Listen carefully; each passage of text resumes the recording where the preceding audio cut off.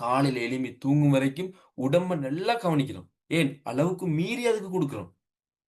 ஆனா, எங்கட ஆன்மாவுக்குரிய உணவ நாங்க குடுக்குறோம்ல.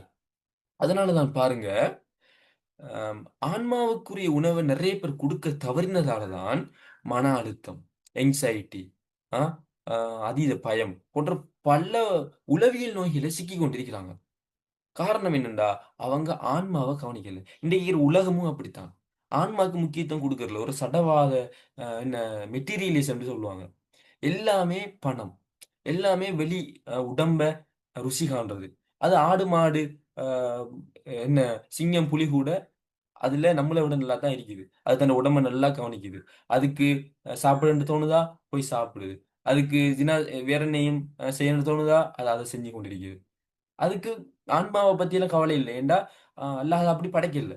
ஆடு, மாடுகள். ஆனா மனிதன் அல்லாஹ் ஆன்மான்னு ஒரு ஸ்பெஷலான விஷயத்த குடுத்திருக்கிறான். அதுக்குரிய சாப்பாட குடுக்கும்போது, அது அப்படியே வானத்த நோக்கி போகும். அவ்வளோ சந்தோஷப்படும். சரியா? ஆனா அத கவனிக்காம விடும்போது, அது நெருக்கடி, கவலை எல்லாம் வரும். அதனால தான் அல்லாஹ் சொல்றான், "ஒமன் அஅரது அன் திக்ரி" யார் என்ற திக்ரை புறக்கணிக்கிறாரோ, திக்ர்னா என்ன? அதான் ஆன்மாவின் உணவு. குர்ஆன் ஓதுறது, திக்ர் செய்றது, தொழுவுறது எல்லாம் வரும். "ஒமன் அஅரது அன் திக்ரி ஃபஇன்ன லஹு மஈஷத்தன் தொன்கா" அவருக்கு நாங்க நெருக்கடியான வாழ்க்கை குடுப்போம். "வநஹ்ஷுரு யௌமல் கியாமத்தி அஅமா" மறுமை நாள்ல குருடராக நாங்கள் அவரை எழுப்புவோம். அவர் கேட்பார், "லிம ஹஷர்தனி அஅமா" யா அல்லாஹ் ஏன் என்னை குருடனாக எழுப்பினாய்? அல்லாஹ் சொல்லுவான், "கதாலிக்" அப்படித்தான். "அத்தத்க ஆயாத்துனா" என்ற வசனம் உங்களுக்கு வரலையா உலகத்துல? வந்துச்சு. ஆனா நீங்க ஃபநசீத்தஹா அதை மறந்தாய். இன்று நீ மறக்கப்படுகிறாய் என்று அல்லாஹ் தஆலா சொல்லுவான். எனவே தான் எங்கட ஆன்மாவுக்குரிய அந்த உணவ நாங்க குடுக்காம விட்டது தான், எங்கட உள்ளம் நோயாக துருப்புடிச்சதுக்கான காரணமா இருக்கிறது.